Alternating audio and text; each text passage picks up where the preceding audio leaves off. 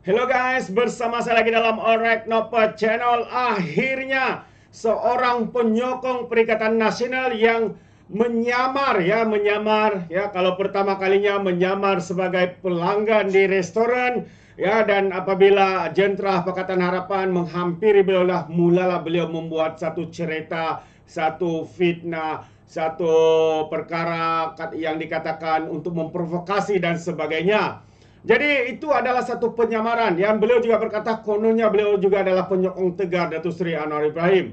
Selepas itu sahabat semua, selepas pada penamaan calon, kita juga jumpa netizen begitu hebat. Jumpa siapa beliau ini apabila beliau sekejap menjadi sebagai ustaz, sahabat-sahabat semua, dengan melaungkan laungan saya pun tak mau sebut, nanti disalahguna oleh pihak walaun-walauntit dan sebagainya. Itu berlaku baru-baru saja sahabat semua, di mana ketika penamaan calon, dan gambar itu telah sedang tular, video itu sedang tular di media sosial.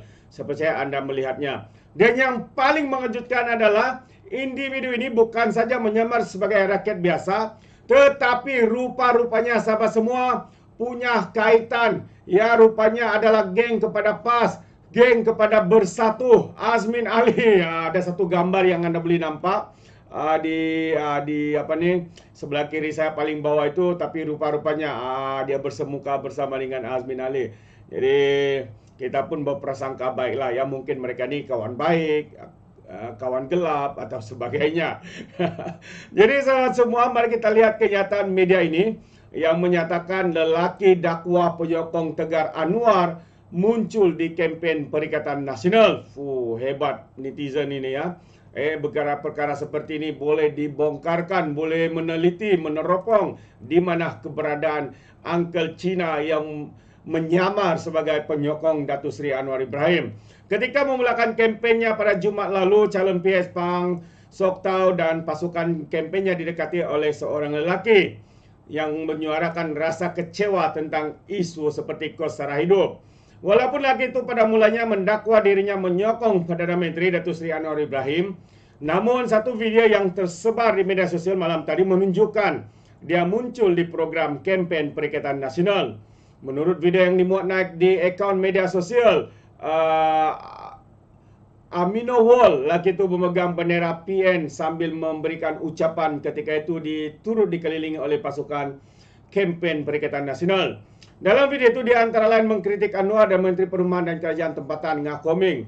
Bukan PAS yang beri saya duit untuk bercakap katanya, bukan juga PN, saya sendiri yang ingin bercakap. Saya sudah tengok satu Malaysia, rakyat Cina, Melayu, India katanya.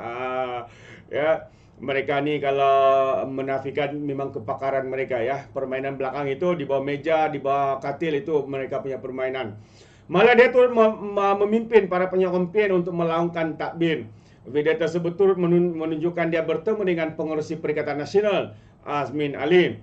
Selepas penamaan calon, Pang memperkenalkan dirinya kepada pengundi di Kuala Kubu Baru dan kebanyakan memberi layanan mesra, kecuali lelaki itu yang menyuarakan kritikan terhadap DAP dan membangkitkan soal kos sara hidup. Dia mendakwa dirinya sebagai penyokong Tegar Anwar dan tidak memberikan nama penuhnya, sebaliknya hanya ingin dikenali sebagai Lim, nama keluarganya. Dia malah turut merampas mikrofon kru kamera ATV untuk bercakap. Sekarang makanan ini wantan macam ni pun sudah RM8.5 katanya, kopi RM2.5. Satu hari untung 30 boleh makan, bagaimana boleh hidup katanya. Dia juga berkata selepas mendiang Lee Ki Hiong mempertahankan kemenangan dalam pilihan raya ke tahun lalu, dia tidak pernah kelihatan di kubu. Mungkinkah dia tidak lihat sebab orang individu ini, Uncle Lim ini, bukannya orang di Kuala Kubu Baru. Mungkin ya.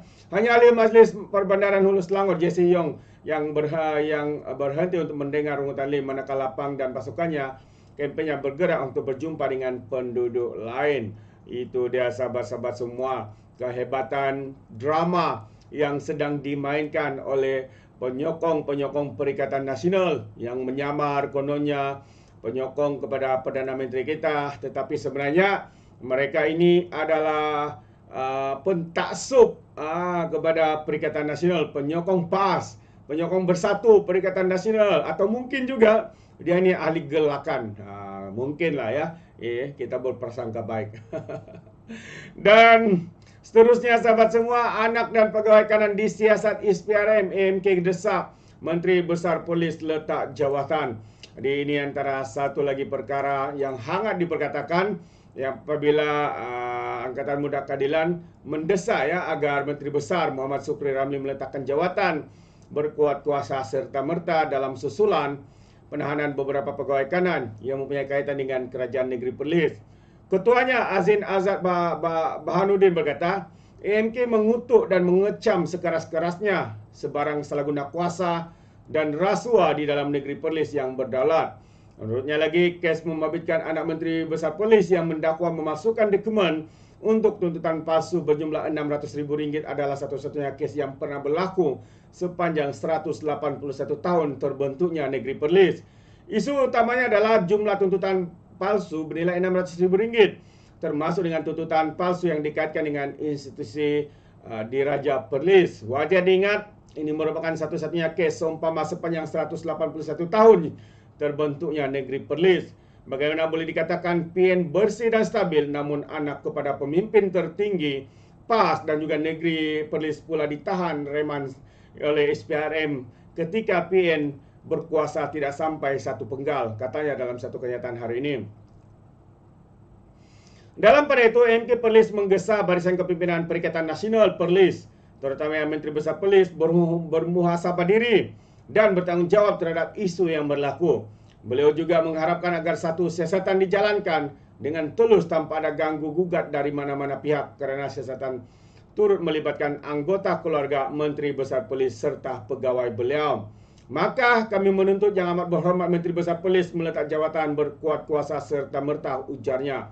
Dahulu Sukri berkata beliau terbuka jika anaknya yang akan disiasat oleh SPRM menerima hukuman seandainya terbukti bersalah dalam hal berkenaan.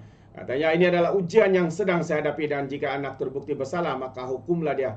Kerana saya sudah beri pendidikan dan ilmu termasuk juga pegawai saya di mana saya selalu berpesan mengenai perkara ini dan jika terbabi juga saya sudah habis ikhtiar, katanya. Namun apapun katanya, saya tidak ada rasa gundah gulana dan saya tidak ada sebarang prasangka terhadap SPRM sehingga habis siasatan, katanya ketika berucap dalam ucapan penggulungan sidang Dun Perlis.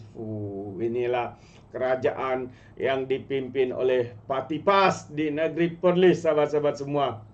Belum pun habis satu penggal, belum pun mungkin setahun 2 tahun memerintah, kes-kes penyakawan sudah bermula. Adakah perkara ini juga mereka anggap sebagai sedekah? Saya pun tak pasti. Apa komen anda, sahabat semua? Anda boleh berikan komen anda dalam ruangan komen. Terima kasih. Izinkan saya untuk mengundurkan diri.